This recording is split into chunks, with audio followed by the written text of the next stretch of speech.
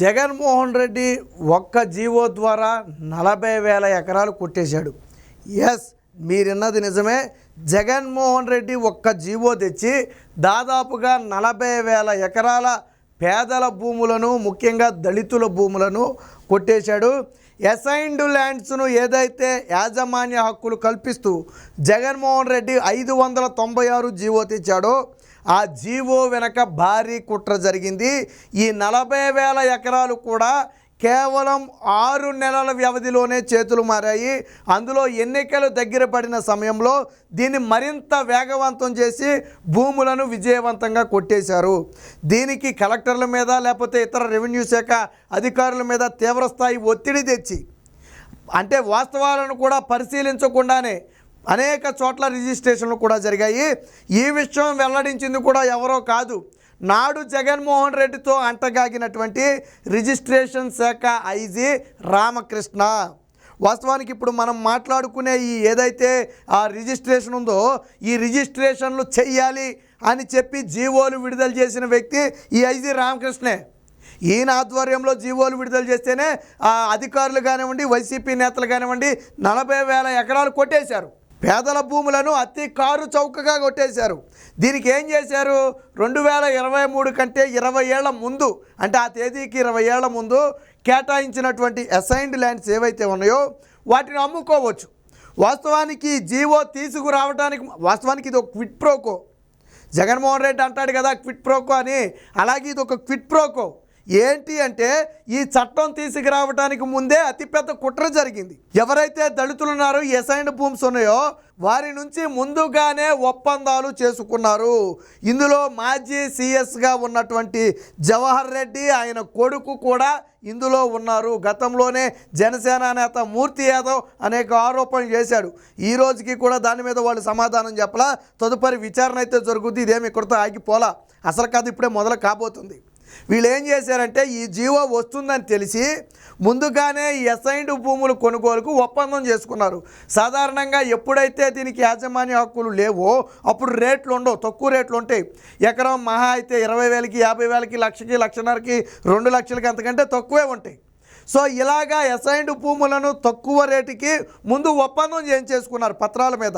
So నాకు ఇంతకు ఇన్ని ఎకరాలు ఇవ్వడానికి అంగీకారం అని ఒప్పంద పత్రాలు చేయించుకుని రెడీగా పెట్టుకున్న తరువాత, అంతా సెటిల్ అయిపోయింది, అన్నీ మేము రెడీగా పెట్టుకున్నాం అన్న తర్వాత అప్పుడు జీవో విడుదల చేశారు. ముందే జీవో విడుదల చేస్తే దాని రేట్లు పెరిగిపోతాయి, తర్వాత పోటీకి వచ్చే వాళ్ళు ఉంటారు.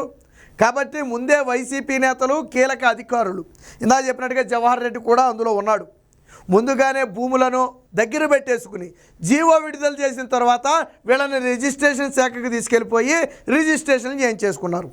ఆ జీవో ఉద్దేశం ఏంటి, 20 ఏళ్లకు ముందున్నటువంటి భూములను యాజమాన్య హక్కులు కల్పించవచ్చని చెప్పి 596 జీవో విడుదల చేశారు. అలాగే 22A నిషిద్ధ జాబితా అంటాం మనం, చుక్క భూములు అంటారు, చాలా చోట్ల చుక్క భూములు అంటారు లేదా నిషిద్ధ జాబితా అంటారు. దాని నుంచి 9 లక్షల ఎకరాలను జగన్మోహన్ రెడ్డి తొలగించేశాడు నిషిద్ధ జాబితా నుంచి. వాస్తవానికి నిషిద్ధ జాబితాలో ఉన్నటువంటి భూములు రిజిస్ట్రేషన్లు కావు. ఇవి అసైన్డ్ భూములు, ఎవరికి ఇచ్చారో వారే అనుభవించాలా. ఇవి వేరొకరు రిజిస్ట్రేషన్ చేయించుకోవడం కుదరదు. రిజిస్ట్రేషన్ శాఖలో కూడా అక్కడ చుక్క భూముల కింద చూపిస్తాయి కాబట్టి వాటిని రిజిస్ట్రేషన్ చేయరు. కానీ జగన్మోహన్ రెడ్డి ఒక జీవో ద్వారా 9 లక్షల ఎకరాలను బయటికి తెస్తే అందులోని 40,000 ఎకరాలనే వీళ్ళు కొట్టేశారు. జగన్మోహన్ రెడ్డి ఓడిపోయాడు కాబట్టి సరిపోయింది, కానీ మళ్ళీ ఒకసారి గెలిచుంటే ఈ 9 లక్షల ఎకరాలు కాసేతురు. మొత్తం వైసీపీ నేతలందరూ కూడా ఈ 9 లక్షల ఎకరాలు కూడా స్వాధీనం చేసుకుందరు ఏదో ఒకటి చేసి. సో ఇది వైసీపీ చేసినటువంటి భారీ కుట్ర. దీని ఫలితంగా 40,000 ఎకరాలు, దీని మీద కూడా విచారణ జరగాల. మళ్ళీ ఈ నివేదిక ఎవరో చంద్రబాబుకు అనుకూలంగా ఉన్న వాళ్ళు ఇవ్వటం కాదు. జగన్మోహన్ రెడ్డి హయాంలో ఎవరైతే 596 జీవో విడుదల చేసి నిషిద్ధ జాబితాలో భూములు తొలగించి మెమోలు ఇచ్చి రిజిస్ట్రేషన్లు చేయమని కలెక్టర్లకు ఆదేశాలు ఇచ్చిన ఐజీ రామకృష్ణ ఉన్నాడో ఆయనే చెప్పాడు ఏమని, ఈ 6 నెలల్లో 40,000 ఎకరాలు చేతులు మారాయి అని. సో దీనికి సంబంధించిన వార్త కూడా ఒకటి వచ్చింది, ఒకసారి చూద్దాం. సో అసైన్డ్కు ఎసరు 6 నెలల్లో 39,398 ఎకరాలకు రిజిస్ట్రేషన్లు. ఇంత స్పీడుగా జీవో ఇచ్చిన అనతి కాలంలోనే అంత స్పీడ్గా ఎలా రిజిస్ట్రేషన్ జరిగాయి 1000 ఎకరాలు? ఎందుకనంటే జీవో కంటే ముందే వీళ్ళు ఒప్పందాలు చేసి పెట్టుకున్నారు కాబట్టి జీవో వచ్చిన మరుక్షణం వాళ్ళని కనీసం ఆలోచించుకునే గ్యాప్ కూడా ఇవ్వకుండా తీసుకెళ్ళిపోయి రిజిస్ట్రేషన్ చేయించేసుకున్నారు. ఇందులో నాయకులు ఉన్నారు, అధికారులు ఉన్నారు, వాళ్ళ బినామీ పేర్ల మీద పెట్టుకున్నారు. ఈ విషయం తెలిసిన ప్రతి ఒక్కరూ ముందే ఒప్పందం చేసుకోవటం, జీవో వచ్చిన తెల్లారే రిజిస్ట్రేషన్ ఆఫీస్కి వెళ్ళిపోయి చేసుకోవడం. మళ్ళీ పైగా రిజిస్ట్రేషన్ల సమయంలో దీన్ని వెరిఫై చేసే అవకాశం కూడా లేకుండా ఇదే రామకృష్ణ జీవో ఇచ్చాడు. పూర్తిస్తే కలెక్టర్లకు అధికారాలు ఇచ్చేసి ఆ భూముల్ని మీరు రిజిస్ట్రేషన్ చేసేయచ్చు, మీరేం ఆలోచించక్కర్లేదు అని చెప్పి కలెక్టర్లకు ఆదేశాలు ఇచ్చినటువంటి వ్యక్తి కూడా ఆ వ్యక్తే. దానికి సంబంధించిందే ఈ వార్త. వైకాపా పెత్తందారులు సీనియర్ అధికారులకు లబ్ధి, ప్రభుత్వానికి రిజిస్ట్రేషన్ శాఖ ఐజీ రామకృష్ణ నివేదిక. ఈ ఐజీ రామకృష్ణ అనే వ్యక్తి జగన్మోహన్ రెడ్డి హయాంలో జగన్మోహన్ రెడ్డితో అంటగాగిన వ్యక్తి, ఈ అసైన్డ్ భూములకు జీవో విడుదల చేసినటువంటి వ్యక్తి. ఆయనే చెప్పాడు, వేరొకరు చెప్తే నమ్మకల్లా, ఆయనే చెప్పాడు. ఆయనే ఈ ఐజీ శాఖ రిజిస్ట్రేషన్ శాఖ ఐజీ రామకృష్ణ. 596 జీవో అమలు తాత్కాలికంగా నిలిపివేతపై చర్చ. సో ప్రస్తుతానికి ఇది పూర్తిగా అవకతవకలమయమైన నేపథ్యంలో ఎవరైతే దళితులు ఉన్నారో, అసైన్డ్ భూములు కలిగి ఉన్నారో వారి నుంచి భూములు లాగేసుకు, వాస్తవానికి ఎందుకు ఇవి నిషిద్ధ జాబితాలో ఉంటాయి, ఎందుకు వీటికి యాజమాన్య హక్కులు ఎవరంటే ఇలా అమ్మటం మొదలు పెడితే భూములన్నీ పెత్తందారుల చేతిలోకి వెళ్ళిపోతాయి. అప్పుడు మళ్ళీ వీరికి బ్రతుకు తెరువు కష్టమైపోతుంది. వాస్తవానికి వాళ్ళకి ఆ భూములు ఇచ్చింది ఎందుకంటే వాళ్ళు వాళ్ళ కుటుంబాలు బ్రతకడం కోసం, అందుకోసం ఇచ్చినటువంటి భూములు. వాళ్ళు ఏదో కారణం చేత భూములు అమ్మేసుకుంటే తర్వాత వాళ్ళు తిరిగి మొదటికే వచ్చే పరిస్థితి. సో వాళ్ళ కాళ్ళ మీద వాళ్ళు నిలబడలేని పరిస్థితి. కాబట్టే ఆ భూములు ఎవరూ కొనకూడదని చట్టాలు చేయటం జరిగింది. దాన్ని తుంగలో తొక్కి ఈరోజు లేదు దళితుల భూములు కూడా మాకే కావాలి, ఎందుకంటే కారు చౌకయ్యి. ఇప్పుడు ఒక ల్యాండ్ ఉందండి, ఎకరం 40 లక్షలు చేద్దానుకో, అసైన్డ్ భూమి ఎంత 2 లక్షలు 3 లక్షలు కూడా చేయదు ఒక చోట. ఇంకా లక్ష ఇచ్చినా ఆశ్చర్యపోవాల్సిన అవసరంలా, అంత చీప్గా ఉంటాయి అసైన్డ్ భూములు. మళ్ళీ అవి ఎక్కడుంటే మెయిన్ స్థలాల్లో ఉంటాయి, హైవేలు పక్కనో లేకపోతే ఆ కీలకమైనటువంటి ప్రాంతాలకు దగ్గరలోనో అవి ప్రధానంగా ఉంటాయి. అంటే ఖరీదు ఎక్కువైనటువంటి భూములు అవి. కానీ అసైన్డ్ భూములు ఎవరు ఏం చేయలేరు. అందుకనే జీవో నెంబరు 596 తెచ్చి ముందుగానే ఒప్పందాలు చేసేసుకుని ఈ జీవోను విడుదల చేయటం, ఒప్పందాల ప్రకారం తీసుకెళ్ళిపోయి రిజిస్ట్రేషన్ చేయించేసుకోవటం. ఎంత భారీ కుట్రకు తెరదీశారు. ల్యాండ్ టైటిలింగ్ యాక్ట్ కూడా వచ్చుండుంటే ఇక నిజంగానే మన భూములకు రక్షణ లేకుండా పోయేది. పేదలకు కేటాయించిన అసైన్డ్ భూములను వైకాపా నేతలు సీనియర్ అధికారులు కొట్టేశారు. ఈ భూములకు యాజమాన్య హక్కులు కల్పిస్తారని ముందే పసిగట్టిన నేతలు అధికారులు పేదలతో ముందస్తు ఒప్పందాలు చేసుకుని ఆ భూములను కారు చౌకగా కొనేశారు. అంటే ఒక రకంగా ఇక్కడ ఇన్సైడ్ ట్రేడింగ్కి పాల్పడి విలువైన 1000 ఎకరాల భూములను సొంతం చేసుకున్నారు. అంతేకాదు నిషిద్ధ జాబితా 22A ఉన్నటువంటి 9 లక్షల ఎకరాల భూములను కూడా జాబితా నుంచి తొలగించారు. ఈ తొలగించిన జాబితాలోనే ఈ 9 లక్షల ఎకరాల్లోనే ఇప్పుడు మనం చెప్పుకునే ఈ 40,000 ఎకరాలు కూడా ఉన్నాయి. వాటిని ఈరోజు కాజేయడం జరిగింది. 6 నెలల్లోనే కానిచ్చేశారు. రిజిస్ట్రేషన్ శాఖ ఐజీ రామకృష్ణ తాజాగా ఈ విషయాలన్నిటితో కూడా ప్రభుత్వానికి నివేదిక ఇస్తే ప్రభుత్వం కూడా ఆశ్చర్యపోయిందంట. 6 నెలల్లో 40,000 ఎకరాల రిజిస్ట్రేషన్ ఎలా చేశారు బాబు?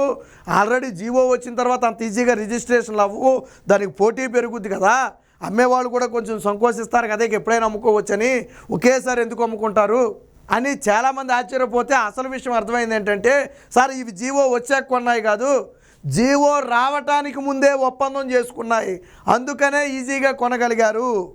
అంతే తప్ప జీవో వచ్చిన తర్వాత ఇన్ని ఎకరాలు రిజిస్ట్రేషన్లు జరిగినది కాదు అని చెప్పి చాలా స్పష్టంగా చెప్పారు.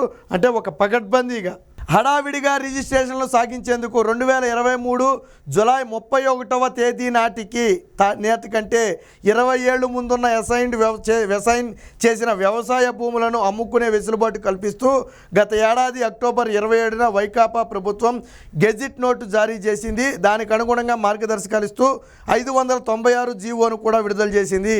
క్షేత్రస్థాయిలో అధికారులు కొర్రీలు పెట్టకుండా ఉండేందుకు రిజిస్ట్రేషన్ శాఖ ఐజీ ఈ ఏడాది జనవరిలో 3 మెమోలు కూడా విడుదల చేశారు. సో ఆ పాపం కూడా ఈయనక రామకృష్ణ పాపమే. అది కూడా ఏంటంటే క్షేత్రస్థాయిలో అధికారులు ఏదైనా ఆంక్షలు పెట్టి వీటి రిజిస్ట్రేషన్లు అడ్డుకుంటారేమోనని ఈ జనవరిలో, అంటే ఎన్నికలకు ముందు ఈ జనవరిలో కూడా 3 మెమోలు ఇచ్చాడంట హడావిడిగా. ఏమని? మీరు కొర్రీలు పెట్టొద్దు, రిజిస్ట్రేషన్లు ఆపొద్దు, రిజిస్ట్రేషన్లు చేసేయండి అని చెప్పి జీవో మెమోలు కూడా జారీ చేశారు. వెబ్లాండ్లో ఉన్న వివరాలు కూడా పరిశీలించకుండా కలెక్టర్లు జాబితాలకు అనుగుణంగా రిజిస్ట్రేషన్ చేయాలని, నిషిద్ధ జాబితా నుంచి తప్పించాలని మెమోల్లో ఐజీ రామకృష్ణ పేర్కొన్నారు. కేవలం నంద్యాల, పుట్టపర్తి, రాయచోటి ఈ 3 రిజిస్ట్రేషన్ కార్యాలయాల్లో 25,000 ఎకరాల రిజిస్ట్రేషన్ జరిగింది. కేవలం 3 రిజిస్ట్రేషన్ కార్యాలయాల్లో 25,000 ఎకరాలకు రిజిస్ట్రేషన్ అయితే జరిగింది. ఇక విశాఖలో 860 ఎకరాలు, విజయనగరంలో దాదాపు 109 ఎకరాలు, ఇక మిగిలిన ప్రాంతాల్లో మిగిలినవి మొత్తంగా 39,398 ఎకరాలు అయితే రిజిస్ట్రేషన్ జరిగింది. ఇందులో ప్రధానంగా ఇప్పుడు మాజీ సీఎస్గా ఉన్నటువంటి ఎవరైతే జవహర్ రెడ్డి ఉన్నాడో ఆయన కూడా విశాఖలో ఒక 100 ఎకరాలు సుమారు ఆయన కొడుకు ఇలాగే ముందుగానే దోచుకుని వాటి మొత్తాన్ని జీవో 596 వచ్చిన తర్వాత రిజిస్ట్రేషన్ చేయించారు. అది వాళ్ళ బినామీ పేర్ల మీద చేయించారో లేదా వీళ్ళ పేరు మీద చేయించారో మనకైతే తెలియదు. కానీ జనసేన నేత మూర్తి యాదవ్ ఆధారాలతో సహా బయటపెట్టాడు. ఎవరెవరితో ముందు ఈ జవహర్ రెడ్డి కొడుకు లేదా మధ్యలో ఇంకొక వ్యక్తి కూడా ఉన్నాడు, వీళ్ళు ఎవరెవరితో అయితే ముందుగా ఒప్పందాలు చేయించుకున్నారో వాళ్ళ దగ్గరికి వెళ్ళి, అసైన్డ్ భూములు ఉన్న వాళ్ళ దగ్గరికి వెళ్ళి వాళ్ళతో ముందస్తు ఒప్పందాలు చేయించుకున్నారో ఆ ఆధారాలను కూడా బయట పెట్టడం జరిగింది. ఆ రోజు నుంచి ఈ రోజుకి జవహర్ రెడ్డి నోరు మెదపలేదు.